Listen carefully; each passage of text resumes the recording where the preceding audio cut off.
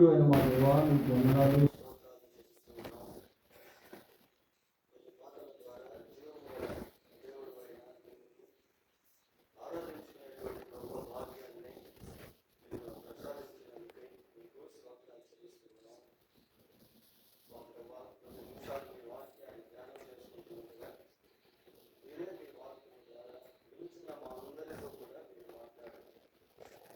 భూమి మీద ఇంకా మేము సజీవంగా ఉన్నాము. మాలో ప్రతి ఒక్కరిని కూడా మీరు ప్రేమిస్తూ ఉన్నారు. మీ దృష్టిలో మాలో ప్రతి ఒక్కరూ ఎంతో ప్రశస్తమైన వారు. మీ వందనాలు స్తోత్రాలు చెల్లిస్తున్నాం. మీ ప్రేమను బట్టి, కనికరాన్ని బట్టి మీ స్తోత్రాలు. మీ వాక్యము ద్వారా ఈ రాత్రి మరొకసారి మమ్మల్ని దర్శించమని, ఎవరెవరి అవసరతలో ఉన్నారో అవసరత కొలది వారితో మీరు మాట్లాడండి. మీరు మాట్లాడుతూ ఉండగా మా హృదయంలో ఆ గొప్ప నెమ్మది, ఊరట, ఆయన ఆదరణ, ఒక నూతన ఉద్యోగం, తీర్మానాలు జరుగునట్లుగా మీ పరిశుద్ధాత్మ కార్యం దయతో జరిగించమని మా రక్షకుడైన యేసుక్రీస్తు దివ్యమైన నామములో ప్రార్థన చేస్తున్నాము తండ్రి. ఆమేన్.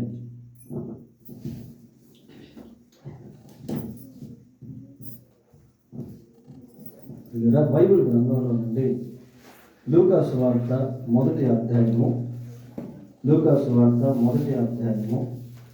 49వ వచనాన్ని చదువుతున్నాం. సర్వశక్తిమంతుడు నాకు గొప్ప కార్యములు చేసెను కనుక ఇది మొదలుకొని అన్ని తరముల వారును నన్ను ధన్యురాలని అందరూ. ఆయన నామము పరిశుద్ధము.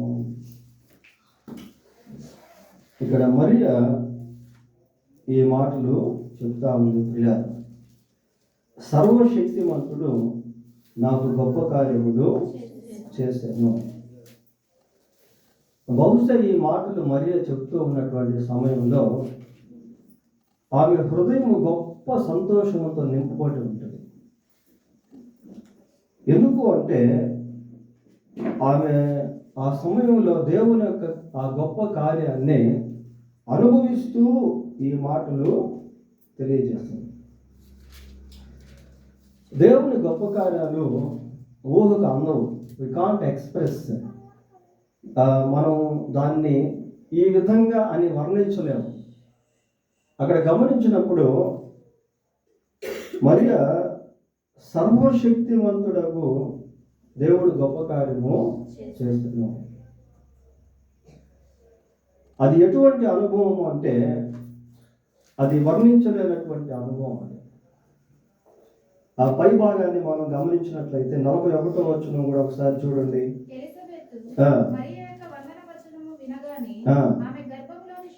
ఆమె గర్భములోని శిశువు గంతులు వేసెను. చూడండి ఎలాగుంది ఈ మాట.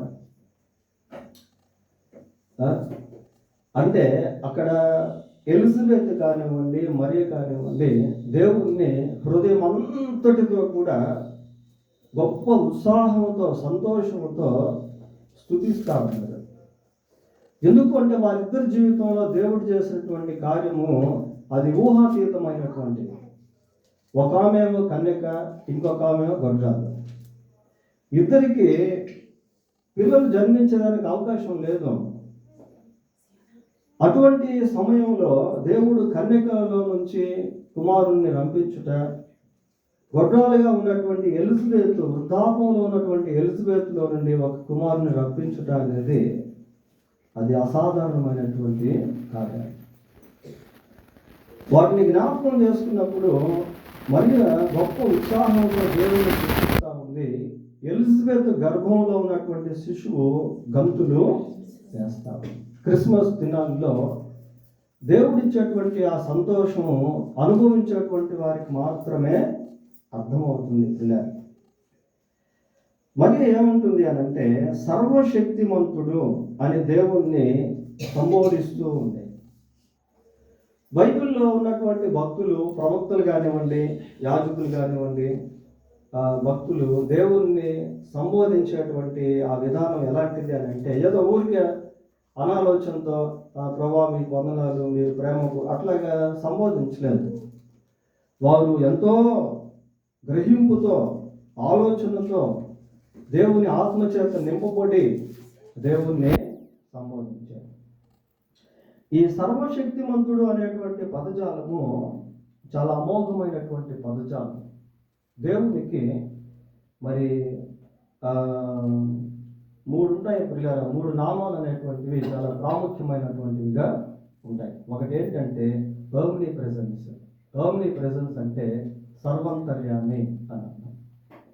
రెండవది ఆమ్నిషియంట్. ఆమ్నిషియంట్ అని అంటే సర్వజ్ఞుడు అని అర్థం. మూడవది ఓమ్ని పొటెంట్. ఓమ్ని పొటెంట్ అంటే సర్వశక్తిమంతుడు, ఆల్మైటీ గాడ్ అని అర్థం. ఈ మూడు ఇంకెవరికి ఉండవు, కేవలం దేవునికి మాత్రమే ఇవి ఉంటాయి పిల్లలు.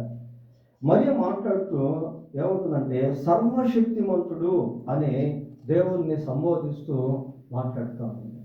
ఒకసారి యోబు గ్రంథం 37వ అధ్యాయము, యోబు గ్రంథం 37వ అధ్యాయం 23వ వచనాన్ని చదువుకుందాం. దేవుడు భీకరమైన సర్వశక్తుడగు దేవుడు మహత్యము గల. ఇక్కడ ఇంకొక పదం యాడవుతా ఉంది, ఇంకొక పేరు యాడవుతా ఉంది. ఏంటంట? సర్వశక్తి గల దేవుడు, సర్వశక్తుడగు దేవుడు మహత్యము గల వాడు. The more we understand God, the more he is understood us. మనం దేవుణ్ణి అర్థం చేసుకునే కొలది ఆయన నూతనంగా మనకు అర్థమవుతూ ఉంటాడు. దేవుని యొక్క నామములను మనము ధ్యానం చేసే కొలది, ఆలోచించే కొలది, అర్థం చేసుకునే కొలది దేవుడు మనకు చాలా ప్రశస్తమైనటువంటి వాడిగా కనిపిస్తాడు. People have different opinions about the almighty God. సర్వశక్తిమంతుడైన దేవుని విషయంలో ప్రజలు రకరకాల అభిప్రాయాలు అనేటువంటివి కలిగి ఉన్నారు. ఇలాగ ఇక్కడ యోబు గ్రంథంలో ఏమని చూస్తామంటే సర్వశక్తి గల దేవుడు మహత్యము గలవాడు. చూడండి, దేవుని గురించి ఆలోచించే కొలది ఆయన వివిధ రకాలుగా మనకు అర్థమవుతా ఉంటాడు. దేవుణ్ణి మనం ఎప్పుడు కూడా అనుభవపూర్వకంగా తెలుసుకొని ఆరాధించుటలో గొప్ప సంతోషాన్ని అనుభవించే వారంగా ఉంటాం. యెహోవా ఉత్తముడని రుచి చూసి తెలుసుకో. Taste and see that the Lord is good. ఆదికాండము 17వ అధ్యాయము, ఒక నిమిషం, యోబు గ్రంథం 24వ అధ్యాయము 1వ వచనం చదువుకుందాం. యోబు గ్రంథం. సర్వశక్తుడగు వాడు నియామక కాలములలో ఎందుకు ఏర్పాటు చేయదు? చూడండి ప్రియారా, మరి సర్వశక్తుడు అయినటువంటి దేవుడు ఒక కాలాన్ని నియమించేటువంటి వాడిగా, నియమించినటువంటి కాలంలో తన కార్యాన్ని జరిగించేటువంటి వాడిగా కనిపిస్తున్నాడు.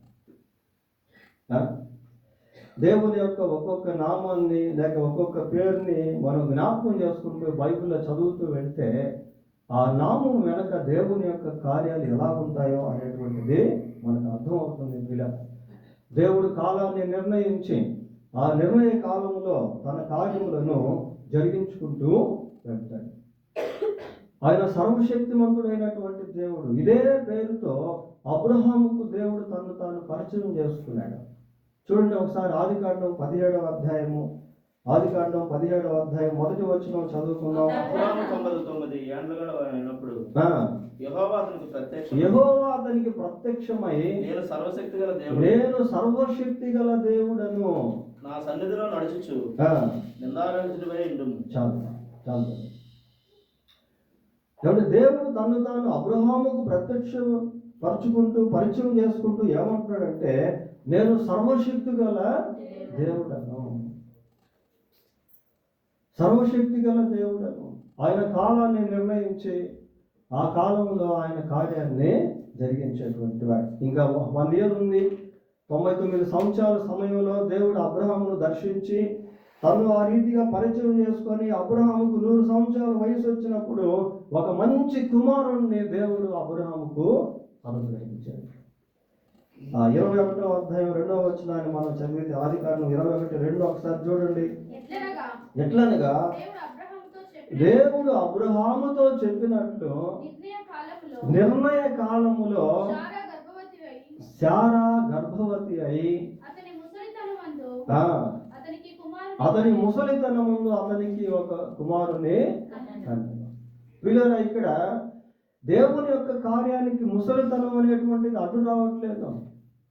దేవుడు తగిన సమయంలో కార్యం చేసినప్పుడు దాన్ని ఏది కూడా ఆపలేదు, ఎవరు కూడా ఆపలేదు, ఏ పరిస్థితి కూడా ఆపలేదు.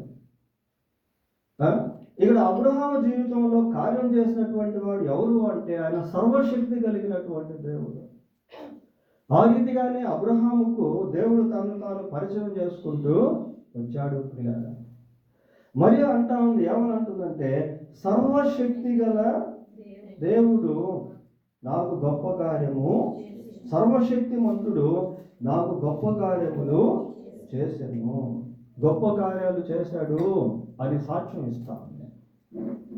ప్రియులారా, దేవుని యొక్క గొప్ప కార్యములను గురించి బైబిల్లో మనం జ్ఞాపకం చేసుకున్నప్పుడు అవి ఎంతో అమోఘమైనటువంటివిగా ఉంటాయి. ఇందాక మన బ్రదర్ పాట పాడినప్పుడు ఆ పాటలో ఎన్నో గొప్ప కార్యాలను గురించి జ్ఞాపకం చేసుకున్నాం. అంతరిక్షంలో దేవుని యొక్క కార్యాలు అవి ఎంతో గొప్ప కార్యాలు. భూమి మీద దేవుడు చేయించినటువంటి కార్యములు అవి ఎంతో గొప్ప కార్యములు. ప్రకృతిలో ఆయన చేసేటువంటి కార్యములు ఎంతో గొప్ప కార్యములు. మానవుల జీవితాల్లో దేవుడు చేసేటువంటి కార్యములు గొప్ప కార్యాలు. పిల్లరా, లూకా సువార్త 8వ అధ్యాయము, లూకా సువార్త 8వ అధ్యాయము 39వ వచనం చదువుకున్నాం. అయితే ఆయన నీవు నీ ఇంటికి తిరిగి వెళ్ళి దేవుడు నీకెట్టి గొప్ప కార్యములు చేసెను తెలియజేయమని వారితో చెప్పి. చూడండి పిల్లలు, God is seen that he does great things. దేవుడు గొప్ప కార్యములు చేసేటువంటి వాడుగా కనిపిస్తాడు. ఇక్కడ మనం చదువుకున్నటువంటి ఆ లేఖన భాగంలో సుమారుగా 2000 దయ్యాలు పట్టినటువంటి ఒక వ్యక్తిని మనం చూస్తూ ఉన్నాం. ప్రియులారా, గెరాసేనుల ప్రాంతంలో దయ్యముల చేత బాధించబడుతున్నటువంటి వ్యక్తి జీవితంలో దేవుడు గొప్ప కార్యాన్ని, విడుదల కార్యాన్ని చేశాడు. వాస్తవంగా అతని స్థితిగతులను గురించి లూకా అంత ఎక్కువ రాయలేదు, కానీ మార్కు చాలా స్పష్టంగా రాశాడు. చూడండి, మార్కు సువార్త 5వ అధ్యాయం 2వ వచనం చదువుకుందాం. ఆయన ధోని దిగగానే అపవిత్రాత్మ పట్టినవాడు ఒకడు సమాధుల్లో నుండి వచ్చి సమాధుల్లో నివాసం చేస్తా ఉన్నాడు. ప్రియులారా, అసలు సమాధి సైడ్ నడవాలంటేనే మనుషులు భయపడతారు. అటువంటిది సమాధుల్లో నివాసం చేస్తా ఉన్నాడు. ఈ రోజుల్లో ఉన్నట్టు కరెంట్ ఆ రోజుల్లో లేదు, ఈ రోజుల్లో ఉన్నటువంటి సౌకర్యాలు ఆ రోజుల్లో లేవు. సమాధులు అనగానే ఎక్కడో ఊరు వెలుపల బయట ఉన్నటువంటి ప్రాంతం అది. సమాధుల్లోనే నివాసం చేస్తా ఉన్నాడు.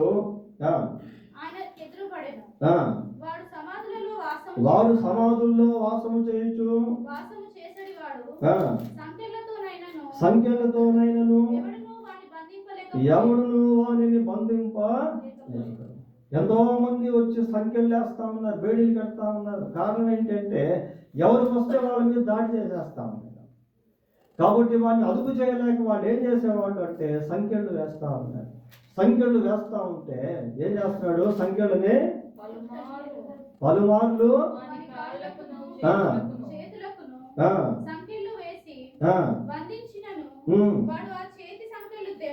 ఆ చేతి సంఖ్యలు తెంపి, ఏమంటే మామూలు ఎవరైనా తెంపగలరా? సంఖ్యలు వేస్తే మనం నేరస్తులను చూస్తూ ఉంటాం, వాళ్ళకి కాళ్ళకి చేతులకి వేడీలు వేసి సంఖ్యలు వేసి తీసుకెళ్తా ఉంటారు అక్కడెక్కడ. సంఖ్యలు తెంపుతున్నాడు. కారణం ఏంటంటే అతనిలో ఉన్నటువంటి శక్తి అంత భయంకరమైనటువంటిది. అన్ని దయాల చేత బాధించబడతా ఉన్నాడు. రాత్రి మగళ్ళు నెమ్మది లేదు. తెంపి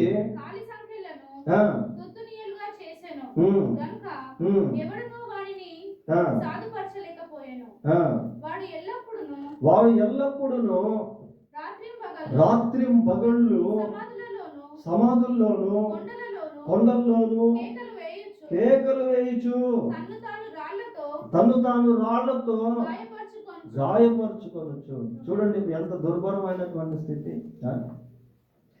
రాత్రి మగడు కేకలేస్తా ఉన్నాడు, నెమ్మది లేదు, తను తానే గాయపరుచుకుంటా ఉన్నాడు. ఎవరు కూడా అతని దగ్గరికి వెళ్ళలేకపోతున్నారు, ఎవరు కూడా అతనికి సహాయం చేయలేకపోతున్నారు, నిస్సహాయ స్థితిలో ఉన్నాడు. అటువంటి జీవితాన్ని ఎవడైనా బాగు చేయగలడా? ఎవడూ చేయలేడు ప్రియులారా. అయితే యేసుక్రీస్తు ప్రభు వెళ్ళి అతనికి సంపూర్ణ విడుదల అనేటువంటిది ఇచ్చాడు. విడుదల ఇచ్చిన తర్వాత అంటున్నాడు, అదిగో ప్రభువు నీవు చేసినటువంటి గొప్ప కార్యములను నీవు వెళ్ళి తెలియచేయి.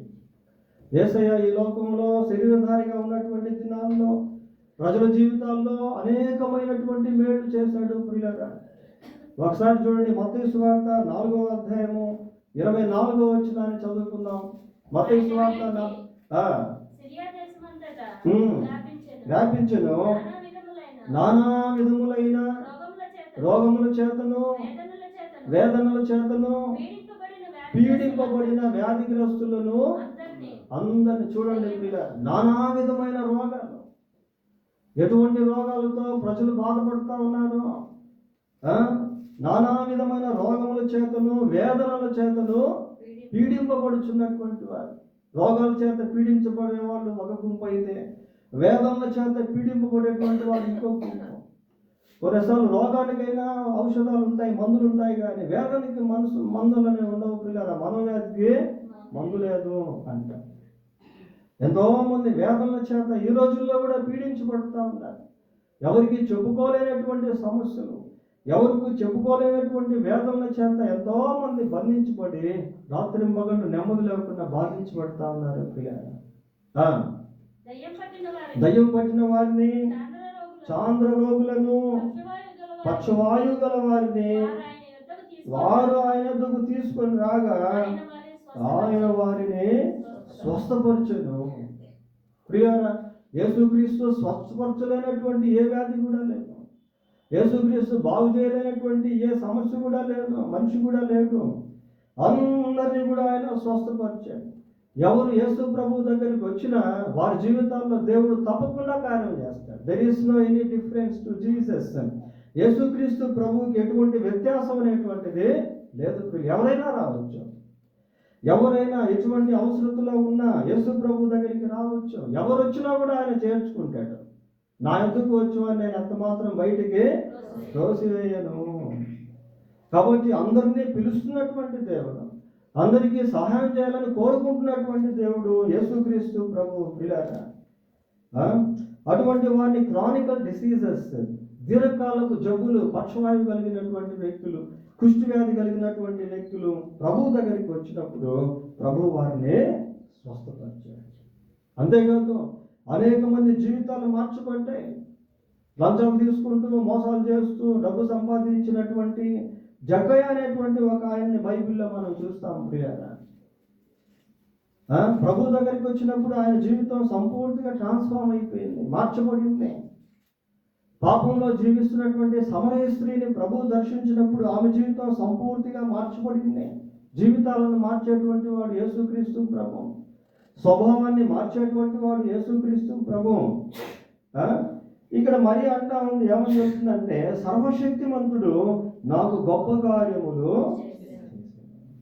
ఎంత మంచి మాటలు, అనుభవంతో చెప్తున్నటువంటి మాటలు ప్రియులారా.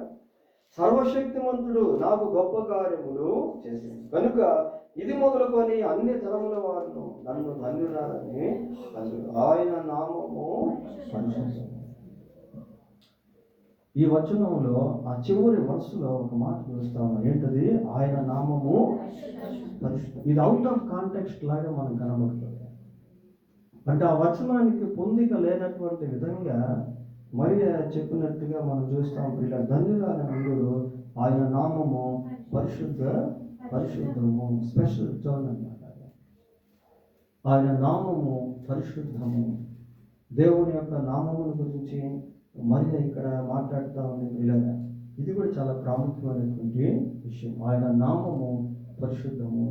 మనం పరలోక ప్రార్థన చేసేటువంటి సమయంలో ఏమని చేస్తాము? నీ నామము పరిశుద్ధపరచబడును. అది ప్యాసివ్ వాయిస్లో ఉంటుంది.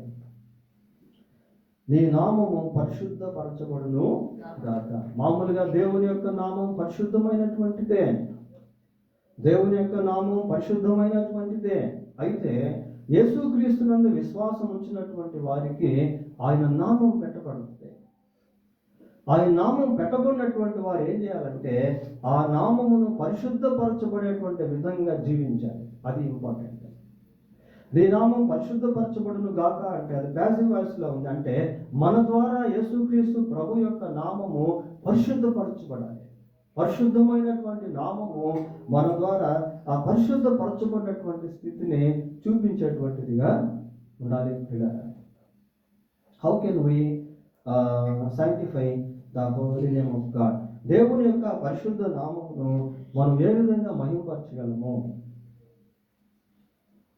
ఏ విధంగా అంటే if we live in his holiness, the name of God will be glorified.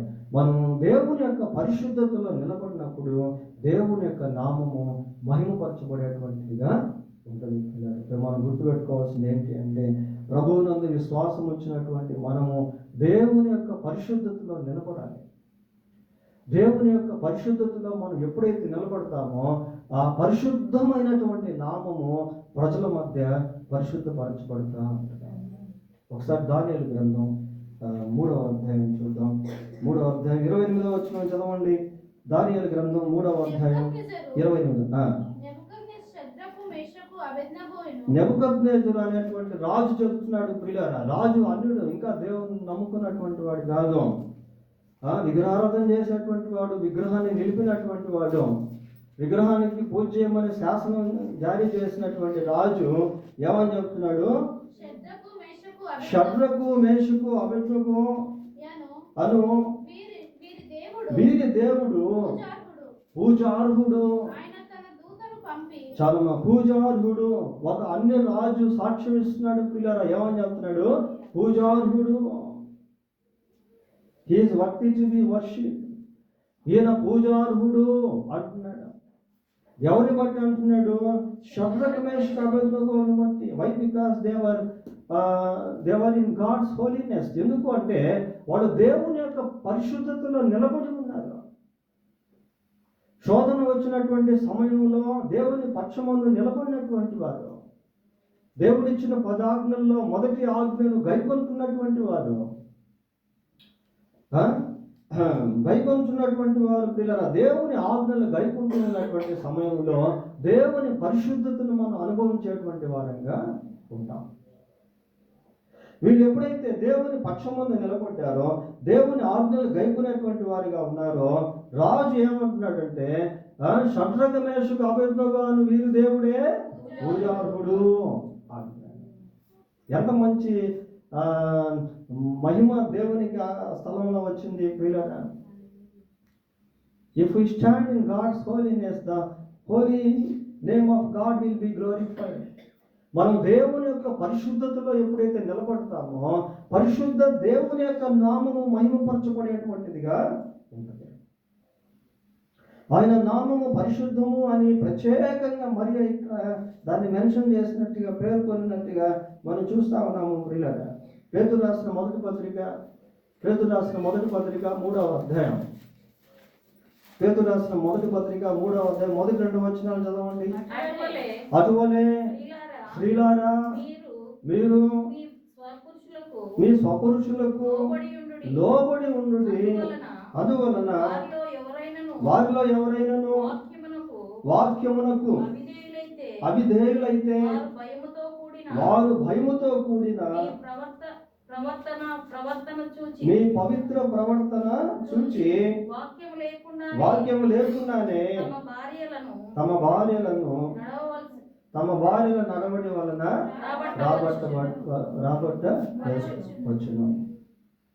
వీళ్ళని ఇక్కడ పవిత్ర ప్రవర్తనను చూస్తా ఉన్నాం. ఇదే standing in the God's holiness అంటే స్త్రీలు పవిత్ర ప్రవర్తన కలిగి కుటుంబాల్లో జీవిస్తూ ఉన్నట్లయితే వాక్యానికి అవిధేయులైనటువంటి భర్తలు దేవుని వైపు తిరుగుతారు పిల్లలు. అంటే చూడండి ఎంత శక్తి అనేటువంటిది ఉందో పరిశుద్ధతలో. ఆ షడ్రకు మేషకు అబెద్నెగో ఎప్పుడైతే దేవుని యొక్క పరిశుద్ధతలో నిలబడ్డారో రాజు సైతం వణికిపోయాడు. రాజు సాక్ష్యం ఇస్తూ వీరి దేవుడే పూజారుడు అని అంటున్నాడు. ఈరోజు కుటుంబాల్లో మరి దేవుడు నమ్ముకున్నటువంటి వారు ఆ నమ్మకంలో నిలబడినట్లయితే నమ్ముకోకుండా ఉన్నటువంటి వాడు కూడా నమ్ముకునే అవకాశాలు ఉంటాయి. So standing in the God's holiness is very important to build our families. కుటుంబాలు కట్టబడేటువంటి విషయంలో దేవుని యొక్క పరిశుద్ధతలో నిలబడడం అనేటువంటిది చాలా ప్రాముఖ్యమైనటువంటిది ప్రియులారా. ఇంకా మనం దేవుని నామం పరిశుద్ధత అనే దాని గురించి చూస్తున్నప్పుడు చూడండి, ఇంకో మాట కూడా మనం చూస్తాం. పేతురు రాసిన మొదటి పత్రిక 2వ అధ్యాయము, పేతురు రాసిన మొదటి పత్రిక 2వ అధ్యాయము 11-12 వచనాలు ఒకసారి. ప్రియులారా, మీరు పరదేశులను యాత్రికులై ఉన్నారు కనుక ఆత్మకు విరోధముగా పోరాడు శరీరాశలను విసర్జించి అన్యజనులు మిమ్మల్ని ఏ విషయంలో దూషించురో ఆ విషయంలో వారు మీ ఈ సత్క్రియలు అనేటువంటి దేవుని పరిశుద్ధ ప్రియులారా, ఈ సత్క్రియలు అనేటువంటిది దేవుని యొక్క పరిశుద్ధతకు సంబంధించినటువంటి మీ సత్క్రియలను చూచి వాటిని బట్టి దర్శన దినమున దేవుని మహిమపరచునట్లు మంచి ప్రవర్తన గలవారై ఉండవలెను. ఈ మంచి ప్రవర్తన అనేది ఎప్పుడు వస్తుంది అంటే దేవుని వాక్యానికి విధేయతలైనప్పుడు ఈ మంచి ప్రవర్తన మనము కలిగి ఉంది. క్రిస్మస్ దినాల్లో మనం యోసేపుని గురించి ఆలోచన చేసినప్పుడు, ఇలా మరియమ్మని గురించి ఆలోచన చేసినప్పుడు ఆ సత్ప్రవర్తన అనేటువంటిది వాళ్ళలో మనకు కనబడుతుంది పిల్లలు. ఎలిజబెత్ గురించి చూసినప్పుడు, జకర్యాని గురించి చూసినప్పుడు ఆ మంచి ప్రవర్తన, సత్ప్రవర్తన అనేటువంటిది వాళ్ళల్లో కనబడుతుంది. కనుక ఎప్పుడైతే మన జీవితంలో మరి సత్ప్రవర్తన కలిగి లేక మంచి ప్రవర్తన కలిగి జీవిస్తూ ఉంటామో అన్యజనులు దేవుని యొక్క నామమును మహిమపరిచేటువంటి వారుగా ఉంటారు. ఆయన నామం పరిశుద్ధమైనటువంటిదిగా ఇక్కడ మనం చూస్తూ ఉన్నాం. మరి అలాగునా మాట్లాడుతూ ఉన్నాం. కొంత యెషయా గ్రంథం 66వ అధ్యాయము, యెషయా గ్రంథం 66వ అధ్యాయము 5వ వచనం కూడా చదువుతున్నాం. యెహోవా వాక్యమునకు భయపడువారులారా ఆయన మాట వినుడి. మిమ్మును ద్వేషించుచు నా నామమును బట్టి మిమ్మును త్రోసివేయు మీ స్వజనులు మీ సంతోషము మాకు కనబడినట్లు యెహోవా మహిమనందును గాక అని చెప్పుదురు, వారే సిగ్గుపడు. మీ స్వజనులు, ఒకవేళ స్వజనులు యేసు దేవుని యొక్క నామమును బట్టి నిన్ను దూషిస్తున్నారేమో, ద్వేషిస్తున్నారేమో, కించపరుస్తున్నారేమో, అయితే వారే ఒకరోజు సిగ్గునొందుతారు ప్రియులారా. నీ సంతోషం చూసినప్పుడు వాళ్ళేమంటారు, మీ సంతోషం మాకు కూడా కలుగుతుంది. దేవుడు ఇచ్చేటువంటి ఆ హ్యాపీనెస్ అనేది ఒక ప్రత్యేకమైనటువంటిది. అది ధనం ఉంటే కలిగి ఉండేటువంటిది కాదు, పరిస్థితులన్నీ అనుకూలంగా ఉంటే కలిగి ఉండేటువంటిది కాదు, ఆరోగ్యం బాగుంటే కలిగి ఉండేటువంటిది కాదు ప్రియులారా. దేవుడు ఇచ్చేటువంటి ఆ సంతోషము అన్ని పరిస్థితుల్లో కూడా కలిగి ఉంటాడు. అటువంటి సంతోషాన్ని దేవుడు అనుగ్రహిస్తాడు. సరే, మళ్ళీ మనం ఈ వచనానికి వద్దాం. సర్వశక్తిమంతుడు నాకు గొప్ప కార్యములు చేసను కనుక ఇది మొదలుకొని అన్ని తరముల వారును నన్ను ధన్యురాలని అన్నారు. పిల్లరా, దేవుడు ఎప్పుడైతే ఒక వ్యక్తి జీవితంలో గొప్ప కార్యములు చేస్తాడో ఆ క్షణం నుండి అతని జీవితం అంతా కూడా ధన్యకరమైన జీవితంగా మార్చవచ్చు. ఇది కేవలం మరిని గురించే కాదు, ఎవరి జీవితంలో అయితే దేవుడు కార్యం చేస్తాడో వారు ఈ భూలోకంలో ధన్యులుగా మారుతారు పిల్లరా. ఇది చాలా ప్రాముఖ్యమైనది. ఇది మొదలుకొని అంటే దేవుడు కార్యం చేసేటువంటి ఆ క్షణాలు చాలా ప్రాముఖ్యమైనటువంటివి. దేవుడు దర్శించేటువంటి ఆ క్షణాలు చాలా ప్రాముఖ్యమైనటువంటివి. దేవుని నమ్ముకునేటువంటి క్షణాలు చాలా ప్రాముఖ్యమైనటువంటివి. దేవుని చేర్చుకునేటువంటి ఆ క్షణాలు చాలా ప్రాముఖ్యమైనటువంటి ప్రియులారా. జక్కయ్య దగ్గరికి వెళ్ళి, అయ్యా నీ జీవితంలో ఏదైనా ఒక గొప్ప దినం ఉందా అని అంటే జక్కయ్య ఏమంటాడంట, ఉంది. యేసు ప్రభు నా జీవితంలో ఎప్పుడైతే చేర్చుకున్నానో అదే నా జీవితంలో గొప్ప దినం, అదే నా జీవితంలో గొప్ప దినము. దేవుడు కార్యం చేసినప్పుడు అది మన జీవితంలో ధన్యతగా మార్చబడుతుంది. ఇక్కడ ధన్యులు అనేటువంటి మాట చాలా ప్రాముఖ్యమైనది. ఏమని చెప్తారట, ఆమె చూసి నన్ను ధన్యురాలు అని అంటారు. ఈ లోకంలో డబ్బు ఉంటే ధన్యత కాదు ప్రియులారా, దేవుణ్ణి కలిగి ఉంటే అదే ధన్యత. బైబిల్లో మనం చదువుతాం 33:12 కీర్తన 33:12 యెహోవా తమకు దేవుడుగా గల జనులు ధన్యులు. ఎవరు ధన్యులు అంటే మరి దేవుణ్ణి దేవుడిగా చేసుకునేటువంటి వారు ధన్యులు, లేక యేసుక్రీస్తును అంగీకరించినటువంటి వారు ధన్యులు. ఎవరైతే యేసుక్రీస్తునందు విశ్వాసం ఉంచుతారో వారు ధన్యులు ప్రియులారా. ఇదిగో యేసుక్రీస్తు ప్రభు నా పాపముల కొరకు సిలువలో రక్తం కార్చాడు, ఆయన ద్వారా నాకు పాప క్షమాపణ కలుగుతుంది అని ఎవరైతే యేసు ప్రభు నమ్ముకుంటారో వాడు ధన్యులు. యేసుక్రీస్తు లోకానికి వచ్చి ఆయన కన్యక గర్భమందు జన్మించి సమస్త మానవ పాప క్షమాపణ కొరకు సిలువలో తన రక్తాన్ని చిందించి మరణించి సమాధి చేయబడి సజీవుడై 3వ రోజు తిరిగి వచ్చాడు. ఎవరైతే యేసు ప్రభువు నమ్ముకుంటారో వాడు పాప క్షమాపణ పొందుతారు ప్రియులారా. ఎవరైతే పాప క్షమాపణ పొందుతారో వారు ఆ నిత్య నరకం నుండి తప్పించుకుంటారు, దేవుని యొక్క రాజ్యంలోనికి ప్రవేశిస్తారు. యెహోవా తమకు దేవుడిగా గల జనులు ధన్యులు. ప్రభువును విశ్వసించిన నాటి నుండి చనిపోయేంత వరకు, చనిపోయిన తర్వాత కూడా అది ధన్యకరమైనటువంటి జీవితంగానే ఉంటుంది. చూడండి 128వ కీర్తన మొదటి 3 వచనాలు చూద్దాం. 128వ కీర్తన మొదటి వచనం, యెహోవా యందు భయభక్తులు కలిగి ఆయన త్రోవల యందు నడుచువారు అందరూ ధన్యులు. నిశ్చయముగా నీవు నీ చేతుల కష్టార్జితమును అనుభవించదవు, నీవు ధన్యుడవు, నీకు మేలు కలుగును. నీ లోగిట నీ భార్య ఫలించు ద్రాక్షావళి వలె ఉండును, నీ భోజనపు పల చుట్టూ నీ పిల్లలు ఒలివ మొక్కల వలె. Family blessing. యెహోవాను దేవుడుగా కలిగినటువంటి వారు పొందే ధన్యత, అది ఆత్మీయ రక్షణకు సంబంధించినటువంటి ఆశీర్వాదం ప్రియులారా. ఇది కుటుంబ ఆశీర్వాదం. ఇది దేవుని యందు భయభక్తులు కలిగి ఆయన త్రోవలందు నడుస్తున్నటువంటి వాళ్ళంతా కూడా ధన్యులు. నిశ్చయంగా నీవు నీ కష్టార్జితమును అనుభవిస్తావు, నీ భార్య నీ లోగిట ఫలించు ద్రాక్షావళి వలె. కుటుంబంలో దేవుడిచ్చే సంతోషం, కుటుంబంలో దేవుడిచ్చేటువంటి ఆనందం, కుటుంబంలో దేవుడిచ్చేటువంటి ఆశీర్వాదం ప్రియులారా.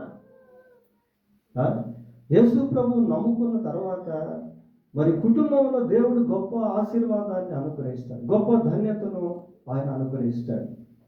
84వ కీర్తన 4వ వచనం కూడా చూడండి. 84:4 నీ మందిరమునందు నివసించువారు ధన్యులు, వారు నిత్యము నిన్ను స్తుతించుదురు. నీ మందిరమునందు నివసించువారు ధన్యులు. ఈ ధన్యత ఎలాంటిది అంటే having the fellowship of God, దేవుని యొక్క సహవాసాన్ని కలిగి ఉండడం. నీ మందిరము అంటే పరిశుద్ధులు సమకూడేటువంటి స్థలము ప్రియులారా. యేసుక్రీస్తునందు విశ్వాసం ఉంచినటువంటి సంఘము. దేవుడు నీకు సంఘాన్ని ఒక ధన్యతగా చేశాడు.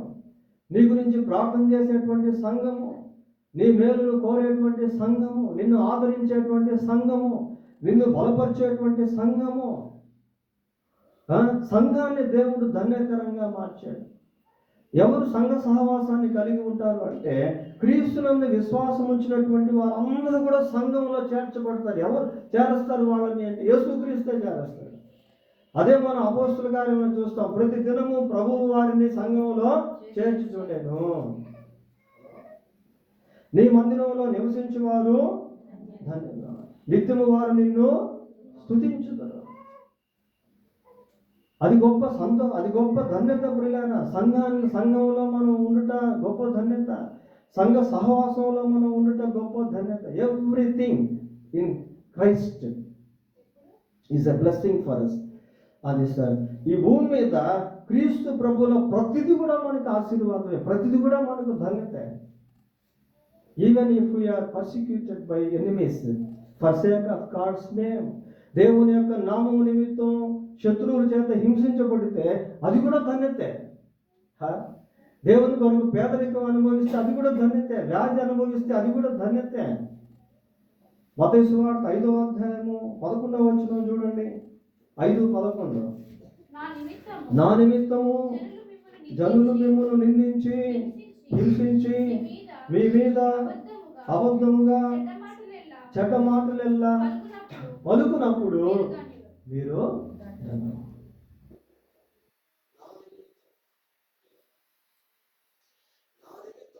మిమ్మల్ని నిందిస్తే హింసిస్తే మీ మీద అబద్ధముగా చెడ్డ మాటలెల్లా పలికితే మీరు, మరియ జీవితంలో కూడా ఎన్నో నిందలు వచ్చి ఉండవచ్చు.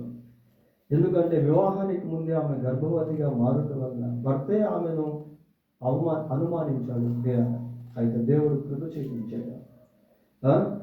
మన జీవితంలో ప్రభువు కొరకు జీవిస్తూ ఉన్నప్పుడు నా నిమిత్తము జనులు మిమ్మల్ని నిందించి హింసించి మీ మీద అబద్ధముగా చెడ్డ మాటల్లా పలుకున్నప్పుడు మీరు, so persecution also is a blessing for us if we live for sake of God's name. మనం ప్రభు యొక్క నామం నిమిత్తం జీవిస్తూ ఉన్నట్లయితే హింస కూడా మనకు ఆశీర్వాదకరంగా మారుతుంది, ధన్యకరంగా మారుతుంది. అంతేకాదు death also is a blessing for us if we are in Christ. క్రీస్తులో మనం ఉంటే మరణం కూడా ధన్యతే. అప్పుడు మరణం కూడా ధన్యతే. ఏమంటే మరణం how death is blessing for us. మరణం అసలు ఎలాగ ధన్యత? మరణం కూడా ధన్యత. ఎందుకంటే అది క్రీస్తులో. చూడండి, అదొక్కటి చూసి మనం ముగిద్దాం. ప్రకటన గ్రంథం 14వ అధ్యాయము, ప్రకటన గ్రంథం 14వ అధ్యాయము 13వ వచనం చదువుకుందాం. అంతటా ఇప్పటి నుండి ప్రభువునందు మృతులు ధన్యులు. ప్రభువునందు మృతులు ధన్యులు. Death also is a blessing for us. మరణము కూడా ధన్యతే. పోయారా ప్రభువు నమ్మిన నాటి నుండి జీవితం ముగించేంత వరకు వివిధ రకాల ధన్యతలు, ఆశీర్వాదాలు దేవుడు మన కొరకు దాచి ఉంచాడు. సంఘంలో, కుటుంబంలో, వ్యక్తిగత జీవితంలో. మరి అంటుంది, ఇది మొదలుకొని నన్ను ధన్యురాలను. We are also blessed people from the time of receiving Jesus as our personal Savior. యేసుక్రీస్తును రక్షకుడిగా అంగీకరించిన క్షణము నుండి మనం ధన్యంగా ఉంటున్నారా? దేవుడు ఇంకా అనేకమైనటువంటి ధన్యతలను మనకు దేవుడు అనుగ్రహించాడు. ఈ కుటుంబంలో కూడా దేవుడు ఎంతో కృప చూపించాడు. మన బ్రదర్ జాన్సన్ గారు దేవుని యందు నిద్రించిన నాటి నుండి నేటి వరకు కుటుంబానికి దేవుడు ఎంతో సహాయం చేసింది. కుటుంబాన్ని దేవుడు ఆదరించాడు, బలపరిచాడు. బిడ్డల వివాహాల విషయంలో ప్రభువు సహాయం చేశాడు. ఇంకా కుటుంబానికి అనేక మేలు దేవుడు చేశాడు. కాబట్టి మన జీవితంలో మరి ఇంకా ఎవరైనా యేసు ప్రభువును నమ్ముకోకుండా ఉంటే today is the day of salvation. నేడే రక్షణ దినం, ఇదే అనుకూల సమయం. యేసుక్రీస్తుని నమ్ముకొని ఆత్మరక్షణ పొందవచ్చు. అంతేకాకుండా ప్రతిదీ కూడా దేవుడు మన జీవితానికి ధన్యకరంగా చేసేవాడు. ఆయన మనతో ఉండేటువంటి వాడు, మనతో మాట్లాడేటువంటి వాడు.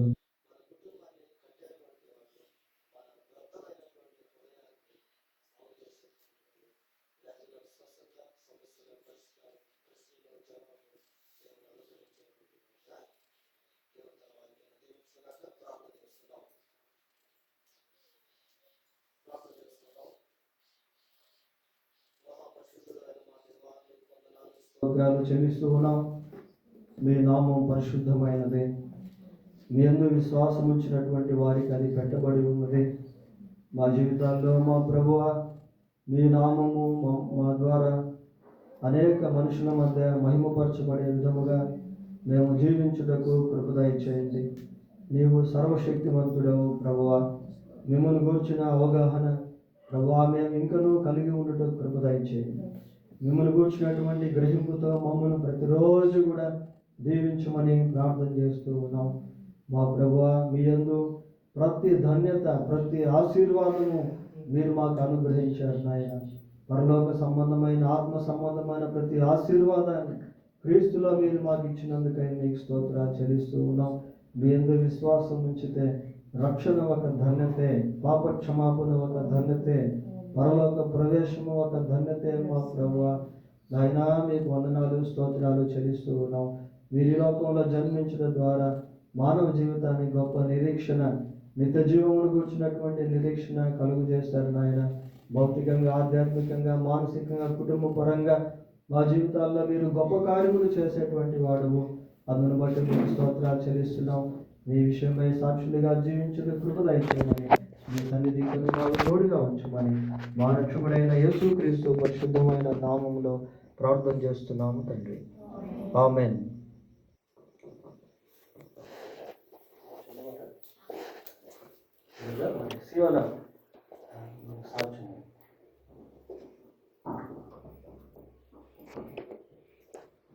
దేవుని పరిశుద్ధ నామానికి వందనాలు. ఒక 5 minutes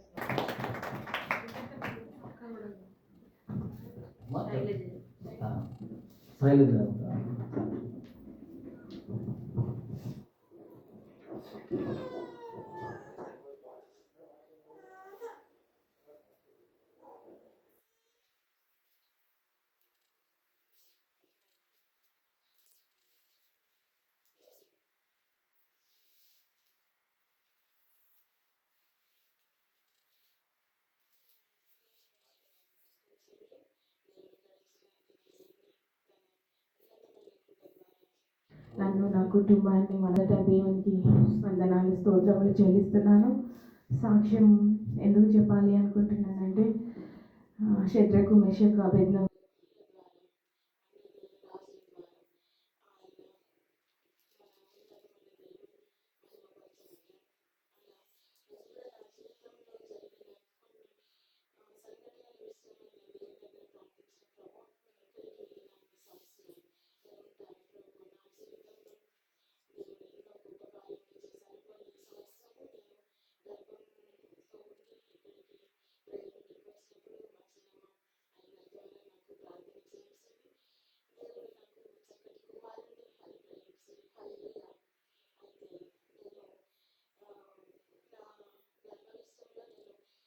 దేవుని దగ్గర ప్రార్థించినాను. నేను వెళ్తున్న క్రైస్ట్ టెంపుల్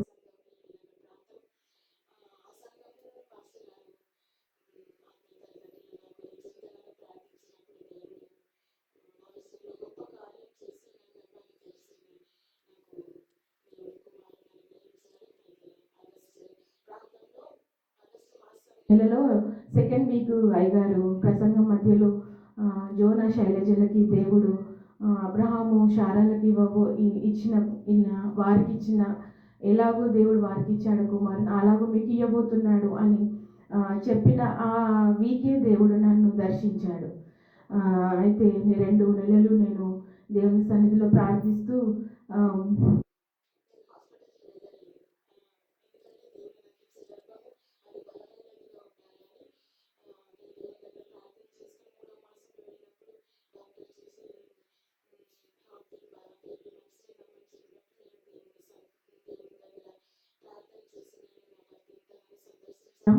అయితే అన్ని టెస్టులు చేసినప్పుడు నాకు బీపీ, షుగర్, థైరాయిడ్ ఇవన్నీ నాకు వచ్చినాయి. అయితే నీకు లేటుగా మ్యారేజ్ అయిందమ్మా అని అడిగినప్పుడు అవును అని చెప్పినాను. ఏజ్ ఎక్కువ ఉంది, లేట్ మ్యారేజ్,